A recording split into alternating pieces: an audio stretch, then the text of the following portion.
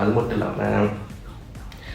விஜய் அவர்கள் உங்களுக்கு ஜோசியக்காரர்கள் வந்து உங்களுக்கு வேணும் அப்படின்னா உங்கள் பர்சனலாக வச்சுக்கங்க, உங்கள் சொந்த செலவில் நீங்கள் சம்பளம் போட்டு அவங்கள வச்சுக்கங்க, அதுக்கு பதிலாக அரசு பதவியெல்லாம் கொடுக்கக்கூடாது அப்படின்னு பிரேமலதா அவர்கள் சொல்லியிருக்காங்க. சொன்னதுக்கு அப்புறம் அசம்பிளியே போய் ஃபயர் ஆன மாதிரி வந்து போயிட்டு இருந்துச்சு. அதுக்கப்புறம் எடப்பாடி அவர்கள் என்ன பண்ணார் அப்படின்னா, அவர் இருந்து அவர் பத்தாததுக்கு அவர் என்ன சொன்னார் அப்படின்னா, நீங்கள் தூய ஆட்சி தான் கொடுக்குறேன்னு சொன்னீங்க, தூய ஆட்சி கொடுக்குறதா இருந்தால் அடுத்த கட்சியிலேருந்து எம்எல்ஏலாம் எதுக்கு விலைக்கு பேசுறீங்க, அடுத்த கட்சி எம்எல்ஏலாம் எது நீங்கள் வந்து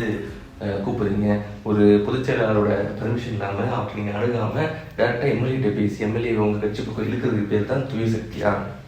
இதுதான் வந்து கிளீன் பாலிடிக்ஸா அப்படின்னு எடப்பாடி பழனிசாமி அவர்கள் வந்து